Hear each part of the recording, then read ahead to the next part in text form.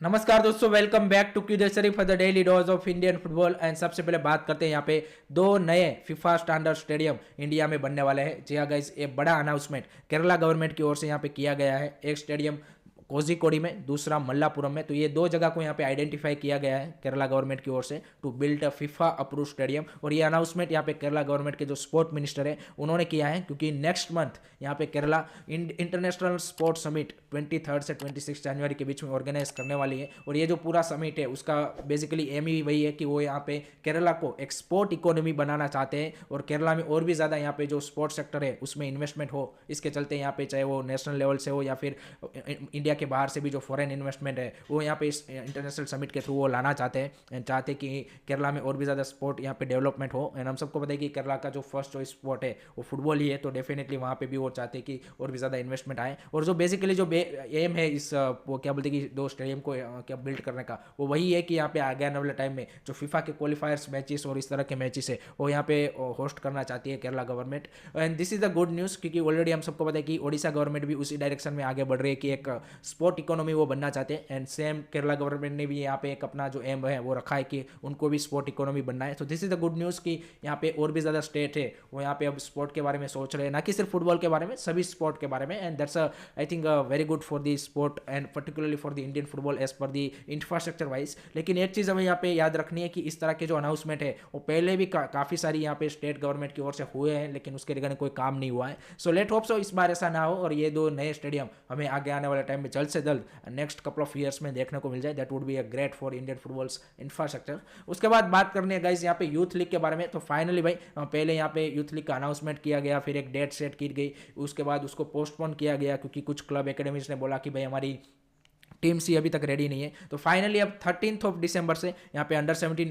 Youth league का आगाज होने जा रहा है। और पहले यहाँ पे जोनल लेवल पे खेली जाएगी और फिर जो जोनल लेवल के जो विनर होंगे उसके बीच में फिर क्या बोलते हैं एक ग्रुप बना के फिर उसके बीच में खेली जाएंगी। तो इस तरह से 2-3 महीने ये यहाँ पे अंडर 17 के आप बोल सकते कि यूथ लीग चलेगी। एंड इसका ब्रॉडकास्टिंग तो मोस्ट प्रोबेबली यहाँ पे नहीं होगा, लेकिन I think finally under 17 youth league is happening, so that's a great thing. उसी के रिलेटेड एक न्यूज़ ये भी है कि रिसेंटली हम सबको पता है कि एफ ने 32 एलिट एकेडमी का यहाँ पे क्या बोलते हैं कि अनाउंसमेंट किया था जिनको एक्रेडिटेशन दिया गया है। तो उसमें एक ऐसी एकेडमी है जो एक विलेज से आती है। जी अगर एक विलेज बेस्ड एकेडमी को भी इस 32 एलिट एकेडमी में जगह मिली है, वो है यहाँ पे परापुर एफसी, जो कि यहाँ पे केरला के जो थ्रिसूर सिटी है उससे नज़दीक में ही बेस्ड है। And that's a great to see, क्योंकि काफ़ी सारे जो बड़ी एकेडमीज है वो अभी रोना रो रही है कि भाई हमको यहाँ पे अंडर 17 यूथ लीग में पार्टिसिपेट नहीं करने दिया जा रहा, हमको एलिट एकेडमी में नहीं मिला। तो ऐसा थोड़ी होता है, लेकिन दिस शोज कि अगर आपके पास प्रॉपर इंफ्रास्ट्रक्चर है, प्रॉपर तरीके से आपकी एकेडमी है और जो भी क्राइटेरिया यहाँ पे एफ ने रखे हैं वो अगर आपकी एकेडमी फुलफिल करती है, तो चाहे वो विलेज की एकेडमी हो चाहे कोई बड़े सिटी या फिर मेट्रो सिटी की हो, आपको फर्क नहीं पड़ता, आपको उसमें इस लिस्ट में जगह मिलेगी। And that's a perfect example Parappur FC.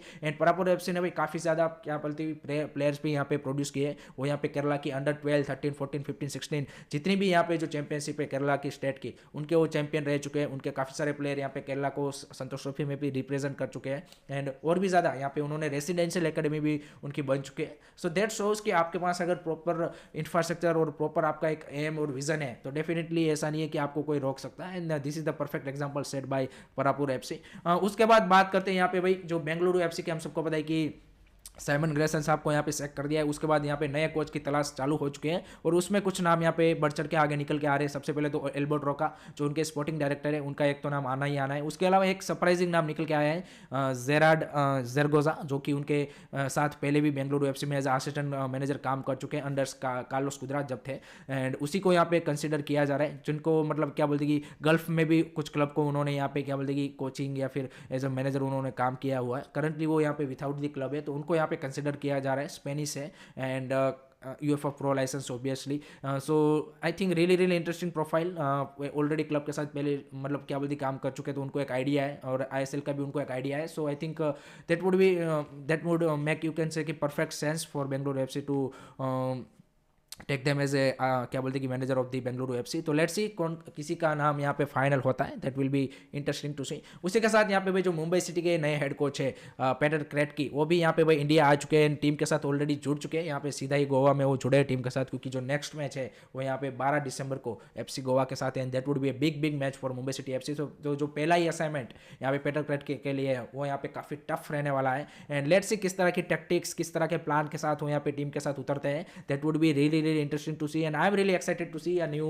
क्या बोलते हैं कि coach in Indian setup and किस तरह के वो अपने आइडियाज़ और वो सारी चीज़ें लाते हैं। आई थिंक वो हमें देखने को मिलेगा, so I am really excited to see. उसी के साथ एक और यहाँ पे कोच यहाँ पे एंटोनियो हबास, जो कि करंटली यहाँ पे मोहन बगान के जो क्या बोलते हैं स्पोर्टिंग डायरेक्टर के रोल में है, वो यहाँ पे न्यूज़ निकल के आ रही है कि जो अंडर 14 यहाँ पे मोहन बगान की टीम है उसका जो पूरा प्रोजेक्ट है वो उसको टेक ओवर करने जा रहे हैं और उसको पूरा वो ही हैंडल करेंगे, ताकि और भी ज़्यादा यहाँ पे यूथ लेवल से जो प्लेयर है वो मोहन बगान की जो मतलब यूथ सेटअप है उससे बढ़िया प्लेयर निकल के आए और उसका जो फायदा है वो आगे आने वाले टाइम में उनकी सीनियर टीम को मिल पाए। तो this is also good to see, क्योंकि इस तरह की जो प्रोफाइल आई थिंक हम काफ़ी बार ये बात कर चुके हैं कि आपके यूथ लेवल पे आपके जो कोचिंग है या फिर आपके जो कोचिस है वो बेहतरीन होने चाहिए। एंड इस तरह की प्रोफाइल एंटोनियो हबास हो गए, आपके बाकी भी काफ़ी सारी यहाँ पे जो फॉरेन कोचेस है वो यहाँ पे कुछ कुछ एकेडमीज में काम कर रहे हैं। So that's a great to see कि आप यहाँ पे आपका जो प्लेयर का डेवलपमेंट है वो प्रॉपर तरीके से उस हिसाब से यहाँ पे हो पाएगा। So that's a great news for the development of the player at the young age I would से।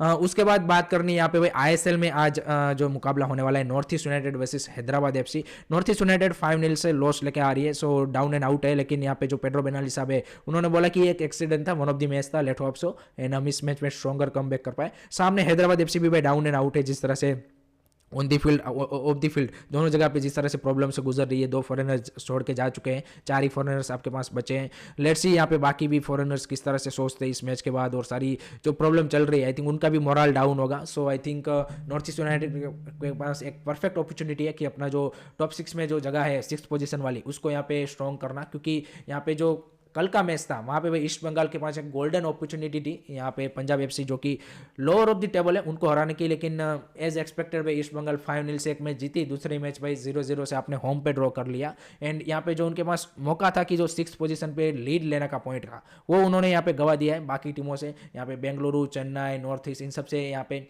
आगे जाने का और 2 पॉइंट की लीड लेने का मौका था, लेकिन अनफॉर्चुनेटली वो यहाँ पे ईस्ट बंगाल ने लॉस्ट कर दिया है। And that's a big setback for Carlos Cuadrat team. I think consistency आपको चाहिए, तभी आप क्या बोलते कि जो टॉप 6 के दावेदार है वो बन सकते हैं। उसके बाद भाई IWL में भी कल एक बेहतरीन मैच हुआ यहाँ पे kickstart FC versus hope FC and 3-0 से किकस्टार्ट FC ने भाई यहाँ पे हरा दिया है। So that's a great start for Kickstart and I think they are also looking really strong अगर इस सीजन की हम बात करें। एंड आई थिंक इस सीजन की जो IWL है आई डोंट थिंक सो कि वन साइड होने वाले कि जहाँ पे गोकुलम केरला क्लियरली हमें लगेगा कि भाई यही फेवरेट है, इसको हराना मुश्किल है। लेकिन आई थिंक बाकी भी टीमें Odisha FC, quick start, I think they are also build up quite a strong team and they will also perform really well. So let's see कौन यहाँ पे IWL का चैंपियन बन के निकलता है, ये जो होम एंड अवे फॉर्मेट है उसमें। So that's it from my side guys regarding today's Indian football news. I hope कि आपको वीडियो पसंद आया हो। Keep supporting Indian football, don't forget to like से सब्सक्राइब क्यूरियोसिटी। जय हिंद, जय भारत।